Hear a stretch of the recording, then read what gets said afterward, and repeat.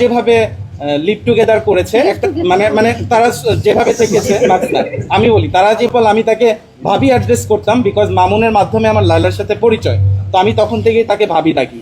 And আমি তাদের ব্যক্তিগত জীবনে যে জিনিসগুলো দেখেছি ওদের চলাকালীন, তারা যেভাবে লিভ টুগেদার করেছে একটা মানে মানে তারা যেভাবে থেকেছে আমি বলি তারা যেভাবে এক বাসায় থেকেছে আমি তো নিজে দেখেছি অ্যান্ড আমি ওই বাসায় ছিলাম।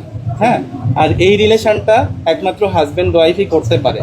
মামুনের মতো পাবলিক যেভাবে এসে বলুক না কেন যে লায়লা তাকে জোর করে আটকে রেখেছে, লায়লা তাকে বিভিন্নভাবে টাকার প্রলোভন দেখিয়েছে, এগুলো সম্পূর্ণ fake news and public sympathy নেওয়ার জন্য।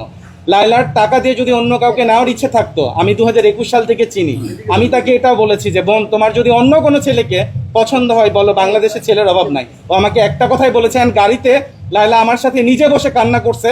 ওই চোখের পানি যদি আপনারা দেখতেন তাইলে আপনারা বুঝতেন যে লায়লা মামুনকে কতটুকু লাভ করে। সে পৃথিবীর কিছু চায়নি, সে মামুনকে চেয়েছিল। আর এই ইস্যুটাকে কাজে লাগিয়ে মামুন লায়লাকে বিভিন্নভাবে প্রতারণার ফাঁদে ফেলে ওর স্বার্থ সিদ্ধি লাভ করেছে।